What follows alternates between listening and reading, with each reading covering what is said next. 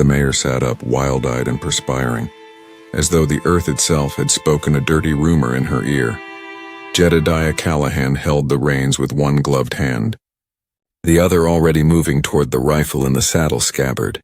He stared out at the horizon. No coyotes, no cattle, no wind even, only that unnatural hush that always preceded something going amiss. And something was amiss. The sun pounded like a hammer, tearing the Wyoming sky wide open with a white heat that bubbled the dust off the ground. The air was filled with the acrid smell of burned sage and dry pine. Jed had ridden out early this morning to inspect the north fence line, pursuing rumors from a hired hand who'd discovered it cut last week. He hadn't intended to ride this far out, but the farther he rode, the more it seemed that the land was keeping some sort of secret, and now his horse was confirming the same. He swung down, boots crunching dry underbrush, and stroked a rough hand over his jaw. The summer beard scratched his calloused fingers. He surveyed Therigeline once more, then let his gaze wander lower to the rundown barn, half swallowed by creeping thyme and weeds. It had been part of a broken-down homestead, one long abandoned. He hadn't thought of it in years, but now there was something in the air around it that crawled under his. Then he heard it, a sound that didn't belong, faint, ragged, a whimper human. Jed came to a stop. Every instinct screamed to head back. This wasn't his business. He'd witnessed enough ugliness in his existence to recognize when to keep away. But the noise returned, more distinct this time. A woman's cry shattered and bellowed like a spirit splitting in two. He cursed quietly and approached the barn. The doors were askew, one off the hinge, the other gouged with years. He moved in, his grip firm around the butt of his rifle. Dust swirled in the slanting light, the scent of old hay and older blood. And then there she was, lying on her side, half hidden in scattered hay, arms and ankles bound with crude rope. Her dress, what there was of it, stuck to her like a second skin, wet with sweat, dirt, and blood.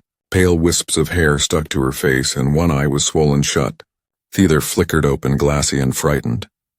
Jed knelt next to her. "Ma'am," he said, his voice parched from the heat and incredulity. "Can you hear me?" she said. Her lips formed words, but no sound came out at first. Then a whisper. A rasp, so thin it almost disappeared in the silence. "Please don't lift my skirt." Jed froze. The plea wasn't merely desperate. It was humiliating, broken. It wasn't modest, it was more than that, a warning. But the blood seeped into the bottom half of her dress where it spoke for itself. "I'm sorry," he said, "but I must stem the bleeding." Her head hardly moved, eyes fluttering shut as if preparing herself for another type of pain.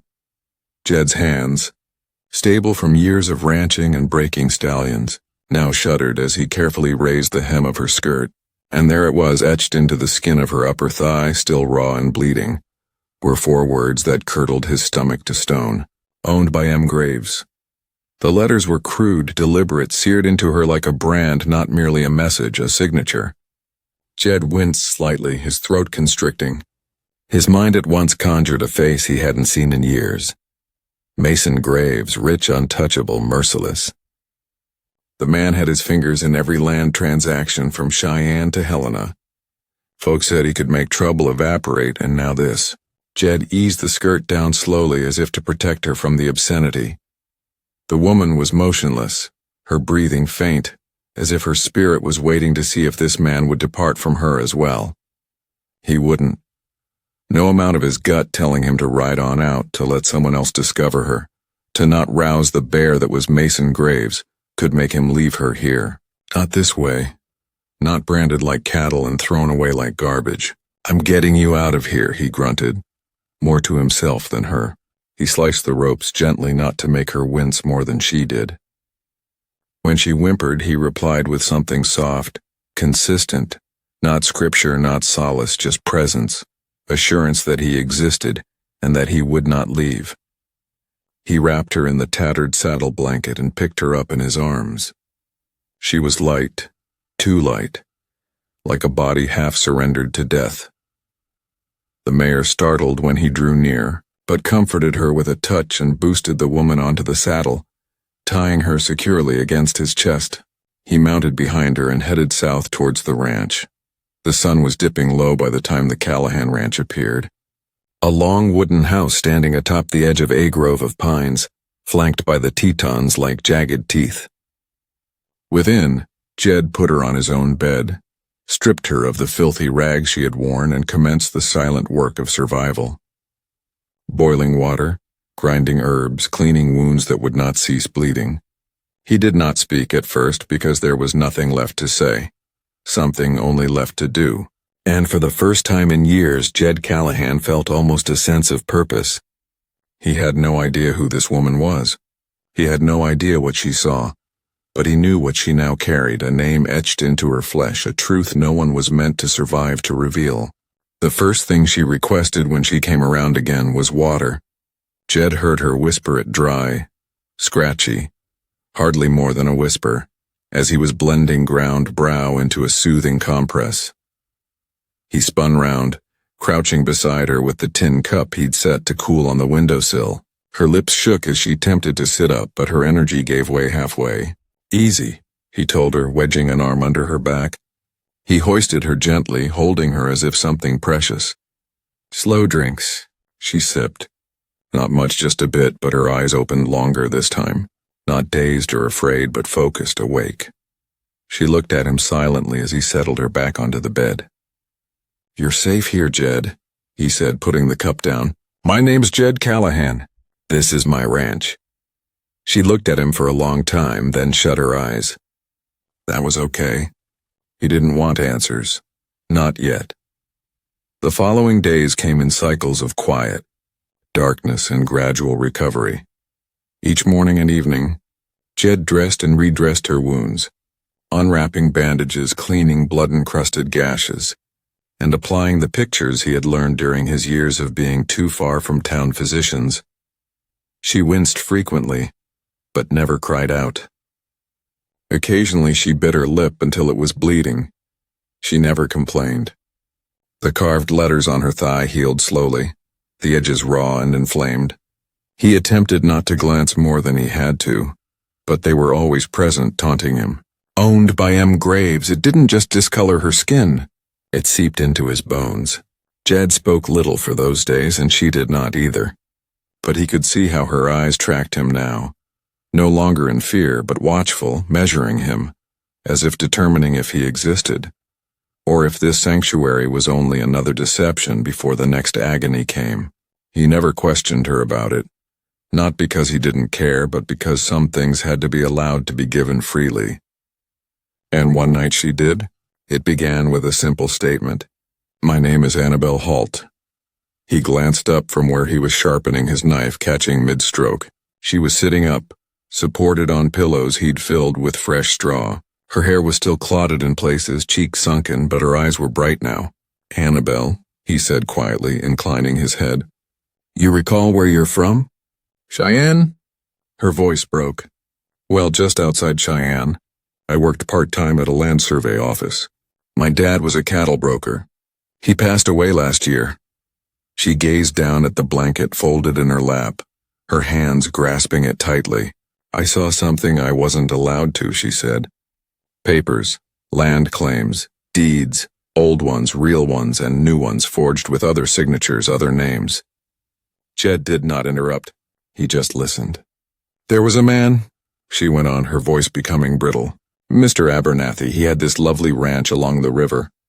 He came in bewildered, told his property had been stolen, that the county claimed he'd sold it, but he hadn't. I've seen the papers. I knew what they'd done." Her hands were shaking now. "I told one of the clerks. He said to shut up, said Graveshad ears everywhere. I should have listened." "Mason Graves," Jed said. More of a statement than a query. She nodded. "They took me at night, 2 men. I never looked at their faces. They told me if I didn't tell them who else I'd informed, they'd ensure that I'd never speak again." She swallowed hard. "I hadn't informed anyone. Not really. But they insisted, kept cutting." Her hand drifted to her thigh, to the scar she hadn't touched in days. "That," she whispered. "His thoughts, Graves, he wanted to brand me, so I'd never forget." Jed felt a low burn in his chest. A steady, hard anger, not the type that made you strike out, but the sort that took hold in your bones and waited cold and patient. They left me in that barn believing I'd die slowly, she said, voice shattering. If you hadn't found me.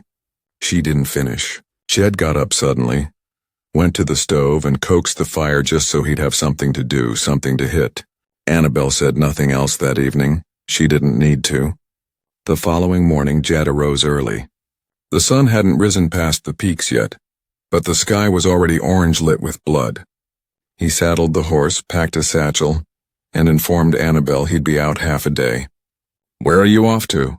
she inquired, her tone from sleep. "Town," he replied. "Have to purchase more bandages, salt, and other essentials." She glanced at him a moment longer than required. "You're not heading to the sheriff?" Jed's jaw tightened. No. She did not inquire why. He came back that night with goods and news. Graves was not in Cody. He was in Casper for a business transaction, but this name was feared even when he wasn't there. The men Jed questioned regarding the barn hardly looked up to him. He didn't inform Annabelle about that, not yet. That evening after dinner, she gazed up at him from across the cabin's little wooden table and asked, "Why did you not just walk away?" Jed didn't respond at first. "Because I've walked away before," he said at last. "Too many times." She didn't ask for more. She just nodded. And for the first time, Jed saw something flash behind her eyes that wasn't fear or pain. It was resolved. He knew then that this wasn't finished. Not for her, and not for him. Not with that name etched into her skin like a signature on a deed. Not while Graves still breathed. The third night it rained. Not a heavy storm, but a steady drizzle that tapped in the tin roof of the cabin and softened the world outside to a hush. Jed sat in his usual place, one boot propped against the hearthstone, a book open but unread in his lap. Across the room, Annabelle rested on the bed, half asleep, an arm slung across her stomach. Her breathing was slower now, more regular. She was healing, but not merely in her body. He'd seen it unfold quietly, bit by bit. The bruises disappeared. The shudder in her hands became less. The nightmares continued to visit, but less often, and with them were fewer nighttime screams. She did not curl inward as if she anticipated pain with each word. That night she'd insisted upon assisting, though little she might. She'd been standing at the table, legs still trembling under her, chopping dried onions while he stirred the pot on the stove. Her hands moved haltingly, clumsily, but there was a sort of obstinate pride in it. She was recovering something. Jed had recognized it in her eyes, and he hadn't attempted to stop her. Now, with the stew already consumed and the dishes washed, they sat in quiet as the rain whispered against the roof. Annabelle's voice broke it. "How did she die?" Jed did not look up. He turned a page, though he had not read a word. "My wife." Annabelle nodded. He closed the book and leaned forward, elbows resting on his knees. Her name was Lorna, a tough woman. She despised silk yet adored thunder, told storms were God's applause. He smiled weakly and then allowed it to dissipate. 3 years ago, she came into town to settle with Mason Graves, told him he was attempting to appropriate grazing rights off our southern tract. She had all the records.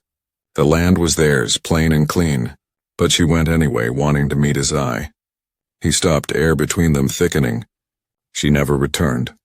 They said it was an accident. The other horse slipped near the ridge. Body too wrecked up to establish much. Sheriff called it misadventure. But you didn't believe it, Annabelle said. Jed shook his head. Not for Aminet. And you didn't pursue him? He regarded her now, eyes level. No, I didn't. Why? Because I didn't want to die. He leaned back in his chair. 'Cause I was a coward. The admission fell in the room like weight. Not loudly, not theatrically, but heavy. Annabelle did not turn away. You're not one now. Jed got up and crossed to the stove, adding to the fire, his back to her. He said, No, I'm not. The following day, Annabelle asked if she might go walking outside. Jed escorted her to the porch where the ground still sparkled from last evening's rain. The air was keen with pine, and a bluebird perched on the railing. She sat upon the bench, covered in a wool blanket, and inhaled deeply like she hadn't smelled fresh air in weeks. How far does your property run? She questioned. Jed pointed west. All the way to those hills. Around 300 acres in that direction. Twice as much the other way. You don't use it all? I used to, he said. Before everything went bad. Annabelle cocked her head, inquisitive. After Lorna passed away, I sold most of the cattle. Let the hands go. Don't run the business anymore. Just keep the property. Live on what I've put away and barter a bit when I must. Sounds lonely, Jed didn't reply. He just gazed out across the hills where the grass undulated like waves. I envy you, she said eventually. He turned to her baffled. Envy me? You possess space, air, land no one can steal from you. Jed sat down next to her. Even land this spacious doesn't hold hash out. No, she replied. But it provides you with a place to fight from. They sat there a long time, hearing the wind in the trees. That afternoon, Jed went out for firewood. When he came back, Annabelle was in the cabin, standing at the stove, stirring a pot with her sleeves up. You should rest, he said. She looked back with a half-smile. I got enough rest. He got down, sitting in the doorway and watching her quietly. She was standing with her back straight. Her hair was up with one of Lorna's old scarves. She was solid-looking again, she was present. At dinner, she brought up something that surprised him. Do you think there is redemption? He looked at her for a moment. I used to. Now I believe in choices. She nodded as if she had heard something beyond the words. I want to help, she said. You already are? No, I mean with Graves. I can't just vanish. He'll do it again to someone else. He doesn't get to keep doing this, Jed's jaw clenched. You know what standing up to him costs. I already paid, she said, tapping her leg. He stared down, speechless. I saw what he was, she went on. I know who else was in this room. I remember their faces, and I still have copies of the land deeds. I sent them to myself prior to them taking me. We're a secure Dropbox in Cheyenne. They're still there unless Graves discovers it. Jed leaned back, weighing his options. Then we go, she blinked. We are not doing this by yourself. A heavy but not oppressive silence lay between them for a long time. At last Annabelle whispered, Thank you. Jed picked up the bottle of rye and filled 2 glasses. To survive, he said. Annabelle raised hers. To fighting back. As the flames hissed behind them, neither of them spoke the words out loud, but they both knew this was not about justice. It was about completing something they shouldn't have had to begin, and it would conclude as all things in the West did, with blood or silence. Jed had been to Cheyenne hundreds of times when he was younger, but never like that. Not with a woman at his side who wore scars under her garments and metal in her gaze. Not with the kind of pressure that weighed upon your and made every mile seem like a question you didn't want to have answered. They departed Callahan Ranch before dawn. The world is still deep in frost and silence. Jed rode out first, looking across the horizon. Annabelle rode out second on a second mare he'd saddled for her. A quiet, strong creature named Penny with a smooth gait and even disposition. She was still recovering, still stiff when she moved, but never asked to turn back, never once glanced over her shoulder. Cheyenne was 3 days' ride if they rode at a steady pace. The plan was straightforward. Get the papers, Annabelle had editing, and then leaving before Graves or one of his dogs got a whiff. But plans tended to go awry out here. They rode in silence the first day, stopping only for water and quick nibbles from their satchels. Jed watched her frequently, not because he didn't trust her, but because he was beginning to feel something he wasn't quite able to articulate in words. Admiration, perhaps, or something more, something deeper, older, a sense of shared pain experienced in different ways. That evening they camped on the border of a dry creek bed. Jed constructed a fire while Annabelle foraged for tinder with Alimp. He could see she was attempting to conceal. They sat down, and above them the stars became impossibly near, as if the sky had bent down to witness. Are you certain you're prepared for this? Jed asked, holding out a tin cup of hot coffee. Annabelle indicated in the affirmative. Been prepared since the night you discovered me. He regarded her for what felt like an eternity. You ever considered a run instead of all the time? She confessed. But it's not about fear anymore. It's about not allowing him to dictate who I am to be. Jed poked at the fire with a stick. He branded you like property. Her jaw closed. Then I'll burn the deed. They did not sleep much that night. The land started to change. The hills leveled out. Trails became rooted roads. Increasing signs of civilization showed up. Telegraph wires, broken fences, misty smoke from morning breakfast fires. They traveled on side roads, taking shortcuts through wooded passes and abandoned ranch roads. Jed was familiar enough with these lands to travel without calling too much attention. Shortly before dark, they crossed a rider going in the opposite direction. Jed doffed his hat politely, but the man gave only a harsh look before spurring his horse forward. Annabelle didn't wait until they were out of hearing. You think he knew who we were? Jed frowned. Don't think so, but people don't take too kindly to strangers traveling to a mission. We keep a low profile. They made camp that evening in a stand of cottonwoods. The wind began to blow and the sky threatened rain again.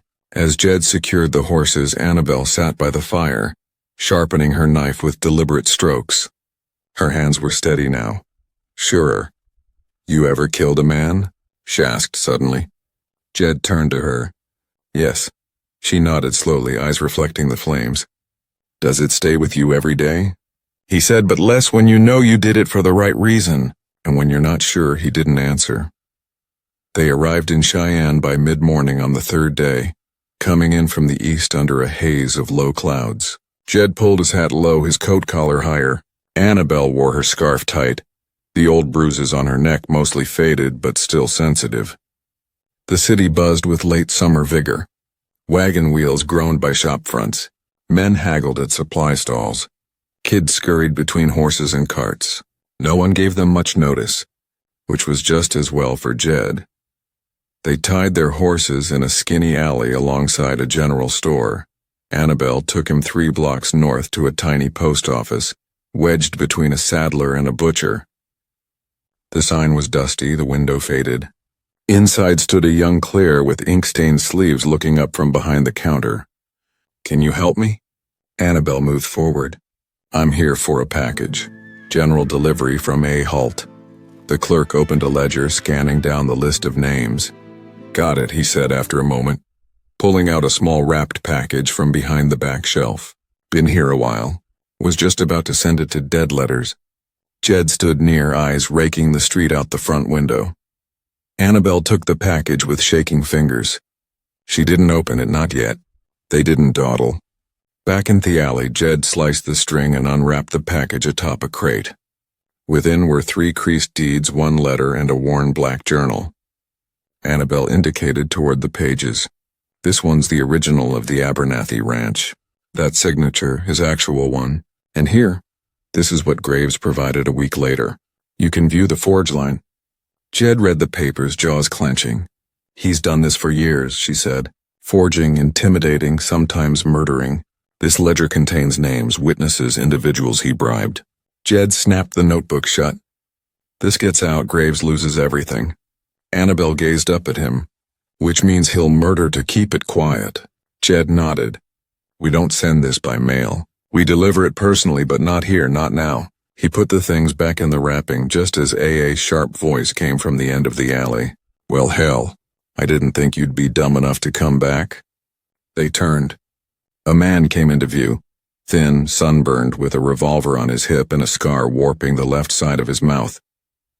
Jed knew him right away. Ry Tolbert, one of Graves's oldest trackers. Behind him, 2 more men stepped out of the darkness, each carrying, each grinning like they already knew how this turned out. Jed stepped in front of Annabelle automatically. This ain't your fight, Callahan. Ray sneered. Hand over the girl and the documents and we'll give you a clean ride out. Jed's, the voice was icy. You know better than to make a promise like that. Ray smiled still wider. Didn't think so. Then his hand jerked toward his gun. But Jed was already in motion and the alley came to life. The alley exploded into motion. Jed's revolver cleared leather in an instant. The crash of his first shot ringing down the narrow brick passageway. Reed Talbert recoiled backward with a high-pitched scream, grasping his side as blood flowered across his chest. Jed didn't even pause to see him fall. He wheeled around, shooting again at the second man, a shorter fellow with a rifle already raised. The bullet struck the man in the shoulder, turning him into the wall. His weapon rattled to the cobblestones. The third charged faster than Jed had expected. He slammed into Jed with the force of a full-grown bull, sending him to the ground. The revolver was knocked from Jed's hand and slid beneath a pile of crates. The man threw wild, a haymaker of a punch that ricocheted off Jed's temple. Reeling but driven by animal instinct, Jed launched his knee upwards into the thug's ribs. The thug grunted but still didn't let go. They rolled boots-screeching pavement, fists with dull thuds into flesh. Jed glimpsed the glint of a knife just as the man's arm recoiled. Then there was a sound, quiet but cutting. A hiss of steel through flesh. The attacker stopped. His eyes widened, mouth open like a fish out of water gasping for oxygen. He gazed down. Blood was flowing from his lower back, and behind him was Annabelle, her knife to the hilt in his back. Jed pushed the man aside and scrambled to his feet just in time to catch her as she stumbled backward, her face white, eyes fixed on the man dying at her feet.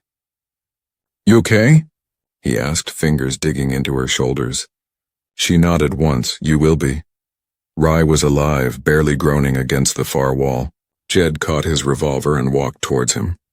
He stooped low, his barrel against Ray's chest. "Who sent you?" Jed questioned. Ray let out a pained chuckle. "Who you think?" "He knows we're in Cheyenne." "No," Ree wheezed. "Not yet. We were just here watching routine sweeps." Jed's jaw clenched. "You ain't getting far, Ruffed. Even if you run, Mason's everywhere. He owns the dirt under your boots." Jed moved in closer. "Then I'll burn the whole damn ground." Reed attempted to spit at him, but blood was all that came out. Jed stood. "He didn't shoot. Not this time. He won't follow." Annabelle was already at the end of the alley, her hands shaking as she cleaned the blade on her skirt. She glared at Jed, eyes tough now, haunted but unyielding. "We need to go," she said before someone notices. They hadn't returned for the horses. The men had left them tied down at the bottom of the street, and to go back would attract attention. They cut instead through side alleys and vacant lots until they made it to the edge of the railroad. Jed hired a man to give them a ride under tarps on a southbound freight wagon. When they huddled in the back of the wagon covered in moldy canvas, Annabelle gazed at the blackness, her voice soft and even. "I never killed a man before." Jed said nothing at first. "You saved my life. He would have killed you," she said. "And I did not even think. I just acted. That is what it sometimes takes." She turned her head toward him, hardly perceptible in the dim light. "Does it ever become easier?" "No," Jed said, "but it becomes harder to regret." They traveled on in silence for hours, the constant clatter of wagon wheels on earth and rail ties taking up the intervals between them. When they came to a farmstead on the edge of town, Jed bribed the driver to remain silent and dropped them off early before sunrise. They covered the remaining distance, to me across open prairie, until they caught sight of the old telegraph station. It was half-abandoned rancher hangout frequented by ranchers too stubborn for town. Jed knew the fellow who operated it. Silas Dobbins was standing out in front when they got there, drinking from a tin cup and glaring at them like they'd been plowed out of the ground itself. "Well, I'll be goddamned," Silas said, twitching his hat back. "Jed Callahan figured you were planted in your own soil by now." "Not yet," Jed replied. Silas's stare transferred to Annabelle. "And who would this be?" "She's the reason I'm still alive," Jed declared. Annabelle gave a subdued nod. Silas examined her face, then stepped aside. "You two best come inside." The station was warm and dusty, the odor of pipe smoke and old paper in the air. Jed seated Annabelle by the stove while he took the documents from his coat. "I need these sent not by mail, by man. Reliable one." Silas opened the folder, his brow growing furrowed with each page. "Jesus, Jed, this is a death warrant. You know that, don't you?" Jed nodded. "That's why it can't disappear." "Not again." Silas glanced between them. "And what do we do when Graves gets wind of it?" "He already knows too much," Jed said. "But by the time he finds out more, I want this in the hands of the people who can do something about it. Federal Marshal, Judge Holt and Laram. Anyone not paid in Graves?" "I know one," Silas grumbled. "An old drunk named Mathers. but he still maintained some sense of law. "I'll send it." Jed handed him a small bag. There was enough cash in there to purchase silence. "We never came," he said. Silas grunted. "Never heard your names in my life." As they emerged out into the sunlight of morning, Annabelle hesitated, looking back at the building. "Is it enough?" she asked. To keep him from following, Jed stood for a long while, gazing up at the sky. "It's a start." They had lost their horses now, their wagon, nothing but the clothes on their backs and a head start. But they had more besides. Truth in hand and blood already shed. Graves would arrive. Of that Jed was sure. But when he did, Jed and Annabelle would not be hiding. They would be waiting. The wind screamed across the plains as if warning the earth of what was to arrive. When Jed and Annabelle rode back to the Callahan ranch, the air was denser, not only with the heaviness of the trail that they had ridden, but the sort of stillness that precedes a storm. All was too silent. The crows that normally sitting atop the fence line had vanished. The barn door hung in a slow creak with no wind strong enough to make it move. Jed did not say much as they climbed down. He merely scanned the horizon, jaws clenched, eyes cold. He did not need to tell what they both understood. Graves had discovered it. Inside the cabin, Annabelle walked with quiet haste. She set the stack of additional bandages and bullets they'd acquired from a trading post on the table. Jed removed the rifle from his saddle and verified the chamber. "How much time do you figure we have?" she asked, not lifting her head. "Not much," he answered. "If they were monitoring the post office, they already know we have something to kill for. And if Reed did not return, he did not complete. He did not have to." Annabelle agreed. "Then we make it count." They reinforced the cabin with what little time they had. Jed barricaded the windows with additional timber. Annabelle filled oil into lanterns and stood them jars of black powder they'd discovered in Jed's storage building. All four corners of the house were converted into weaponry. Night descended quickly, and with it the noise they'd both have been awaiting, the faraway boom of hooves on dry earth. Jed emerged onto the front porch, rifles across his back, the sky behind him smeared with bruised purples and deep gray. Revenge and dust filled the air. 3 riders appeared, their dark shapes cast by the ascending moon. The rider in the center was not to be mistaken. Mason Graves, wide shoulders, thick-jawed, clad in black as if he believed the color would make him righteous. Jed's heart thrummed, but not with fear. Graves reined his horse to a halt just beyond the fence line. His words rang out across the open ground. "As smooth as snake oil." "Well now, Jed Callahan, I figured you'd run. Thought hiding behind a girl would be fitting." Jed didn't budge. "You rode all this way on words, or you've got bullets to fill that mouth." Graves smiled. The 2 men on either side of him, Clyde and Byron, the worst of his curses, shifted uncomfortably in their saddles. "Last chance," Graves responded. "Hand her over. Burn the papers. Walk away. You live. She doesn't. That's the deal." Jed spat on the ground. "You don't make deals on my land." Graves's smile disappeared. "Then you'll die on it." He lifted his hand. Clyde shot first, but his bullet struck the porch beam inches from Jed's head. Jed ducked and rolled, coming up with the rifle raised and firing back in one continuous motion. Clyde stumbled back, a crimson bloom on his chest as he slid from his saddle. Annabelle observed from within through the slit of the window. She held quiet, her breathing slow and steady. Byron broke for the left side, riding wide on horseback in order to come in behind the cabin. She slipped out the back, moving barefoot and silent, knife already in her hand. Graves yelled something, but the boom of gunfire drowned him out. Jed saw Byron slide off and come around the side of the house. He spun to warn Annabelle, but he wasn't necessary. She was already there. She moved wind over grass, silent and fast. Byron never knew the blade until it was in his throat. He gurgled, wide-eyed, stumbling into the wall as she pulled its free. He dropped at her feet silently. Jed took another shot, another round. It went wide. Graves had also left his horse, taking cover behind it, shooting inbursts into the cabin, but he was losing ground. His men were killed. "Come on out, Callahan," Graves bellowed. "Let's end this man, Toman." Jed walked into the yard. "No more tricks," he said. Just you and me. Graves lowered his gun. Fine by me, he rushed. The two men crashed in a flurry of fists and anger, boots sinking into the earth, sweat and blood flying with each blow. Graves was heavier, stronger, driven by decades of arrogance. But Jed was quicker and his anger was more precise. He dodged a wild hook and drove his elbow into Graves's side. The man grunted, stumbled, then charged back with a fist that cracked Jed's lip. They fought, rolling over on the ground, hands scrabbling for whatever might be used as a weapon. Graves came up with a rock. Jed came up with a reason.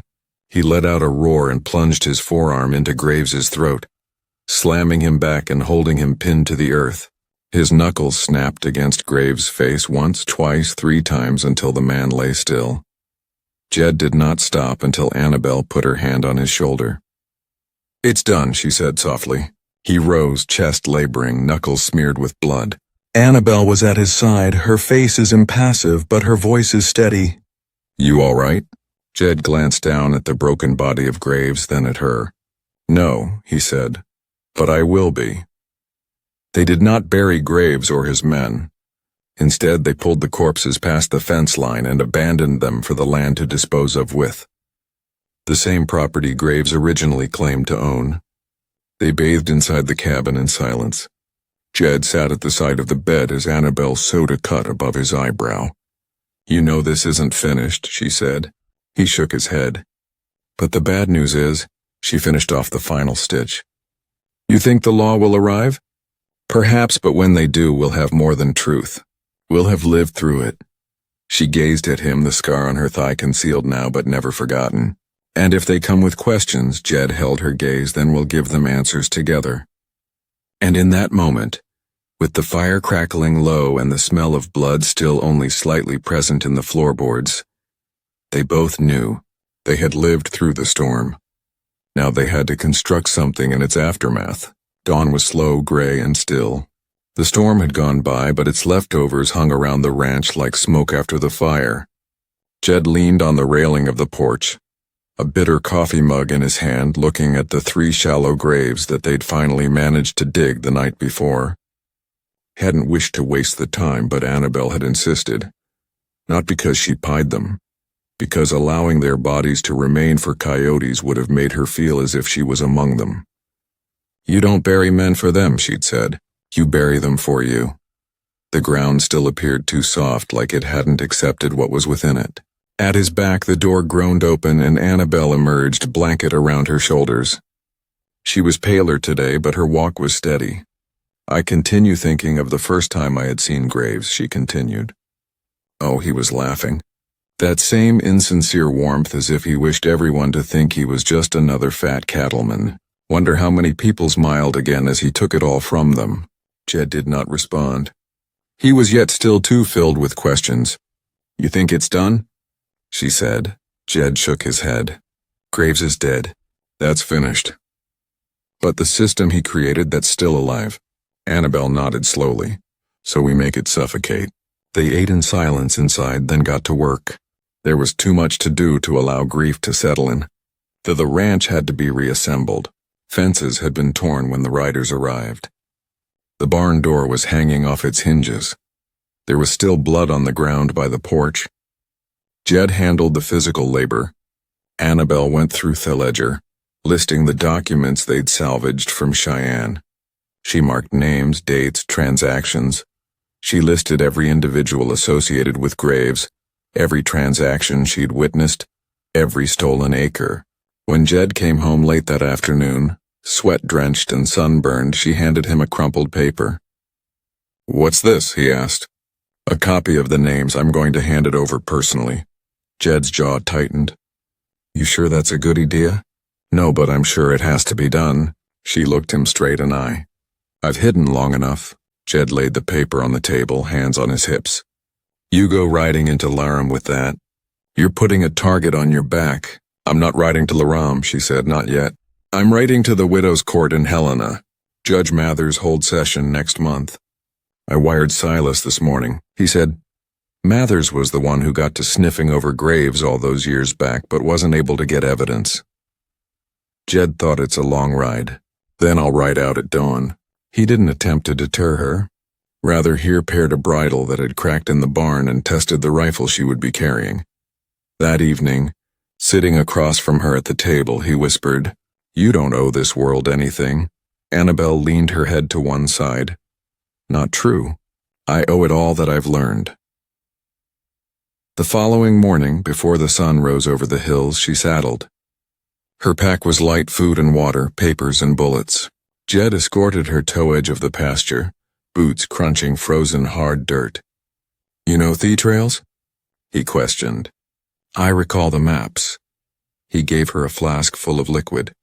"For the cold?" She smiled weakly. "For the fear instead." He didn't smile. "In case you see a horseman behind you, take cover. Don't try to make sense, just survive."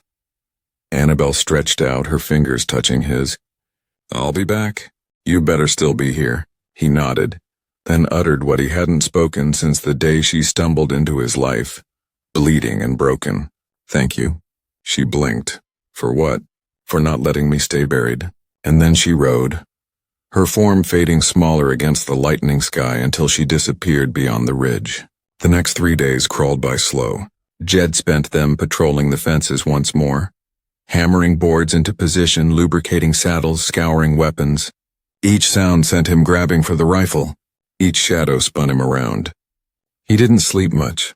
Couldn't, not being sure that she was out there alone. On the fourth night, just as the sun crossed behind the mountains and the valley golden, a rider rode in from the west. Jed stepped onto the porch, rifle ready, heart in his throat. It was her. Annabelle dismounted with Agron, her hair windswept, eyes tired but burning with purpose. Jed rushed forward, grabbing the reins, helping her down. "What happened?" She handed him a sealed envelope. "Judge Matz is coming with marshals." I showed him everything. He already knew most of it but didn't have the proof. Now he does. Jed looked at the letter, then at her. "He believes you." Annabelle let out a dry laugh. "He told me I reminded him of his daughter, then offered me a job." Jed cocked an eyebrow. "You take it." Jed told him he had somewhere to be first. They stood there in the twilight, silence hanging between them. Then Jed asked, "Are you going to go?" She did not reply at first.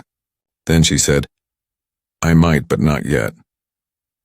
That evening, over stew and fresh bread, she told him everything. The judges, the questions, the warnings. Graves had left a long shadow, but it was fading. By the time the moon rose, they were sitting side by side on the porch once more, watching the stars return to the sky. "What now?" Annabelle asked. Jed deliberated a long time before answering. "Now we wait, and when they arrive, lawmen or the next son of a bitch like Graves, we face them right here. And this time we don't back down." Annabelle rested her head on his shoulder, her voice soft but certain. "We won't." The marshals came just after the first frost. Jed heard them before he saw them. Boots crunching gravel, voices low and clipped, the rattle of harness and tack. He emerged onto the porch, rifles slung but empty.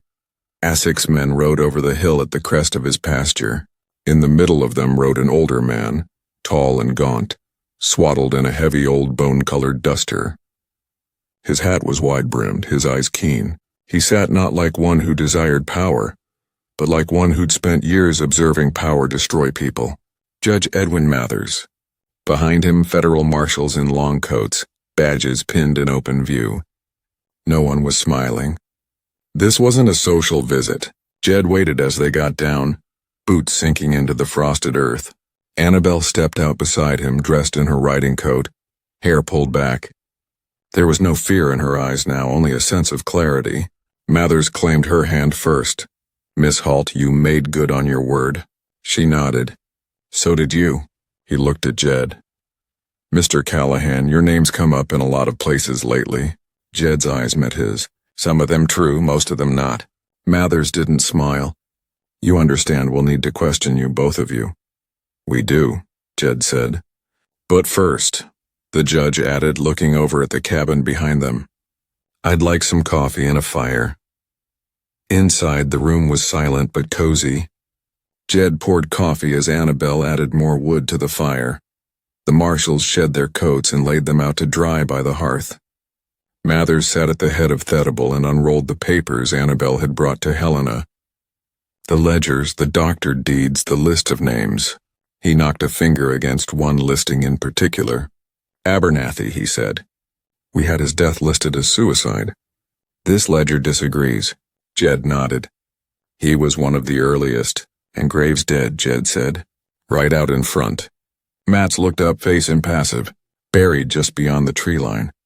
The judge was silent for a long moment, fingers interlaced. Then he leaned back and released a breath. You know, I spent 20 years battling men such as Graves with ink and law. You did it in blood and fire. He did not give us much of an alternative, Annabel murmured. No, Mathers concurred. He did not. They spent hours detailing the evidence. Who witnessed what? When it occurred, what precipitated the final battle? Jed spoke the truth. He didn't attempt to sugarcoat it. He didn't request forgiveness. Told the facts straight as they transpired. Annabel did hers too, but she did more than tell it. She described how a life could disintegrate from a single small truth, too perilous to be forgotten. How a woman could become a cautionary tale, and how survival equated to deciding to fight rather than disappear.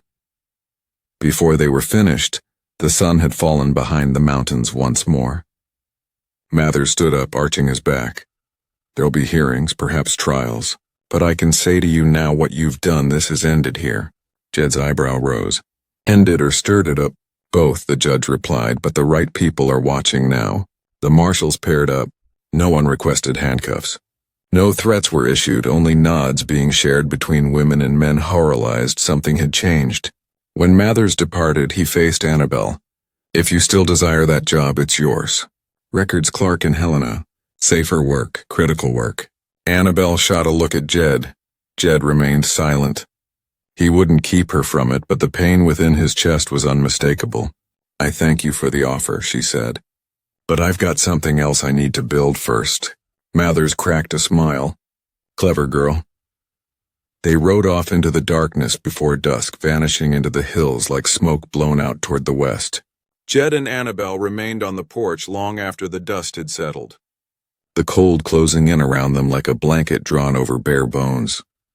You sure you wanted to turn him down? Jed asked softly. Annabel didn't respond immediately. Her gaze was on the horizon. I've been running so long I'd forgotten what it felt like to remain stationary, she replied. But now that I have, I believe I'd prefer to know what it feels like to construct something from the ground up. Jed stared at her. If you'll accept me. Jed took her hand, sweeping a strand of wind-blown hair away her cheek. I was glad you would. Winter arrived, hushed, white sheets that covered the ranch in quiet. Jed rebuilt the barn. Annabel repainted the front door. They repaired fences, set new boards, and planted spring. There were nights they sat alongside the fire in silence, reassured by the plain rhythm of life back. Other nights they spoke till morning of what they'd lost and what they still clung to the hope of finding. Jed dreamed no more of Lorna's passing, not because he'd forgotten, but because the pain had softened to something quieter, at a reminder of the man he used to be, a man who'd once turned away from evil and called it someone else's problem. No longer. Annabel still carried the scare in her leg, but she sported it now as a badge of survival. It didn't identify her. It reminded her of what she had survived, of what she would not be. And when spring finally emerged, when the earliest shoots of green broke through the snowpack, and the sky opened into blue, they rode together to the top of the southern ridge. The ground below was broad, unbroken, open. Jed glanced at her. We could build another house here someday if you wanted, she smiled. We already built one. They sat side by side, two figures chiseled from suffering, shaped by truth, tempered by fire, but softened by the decision to remain. They had nothing left to flee and everything left to.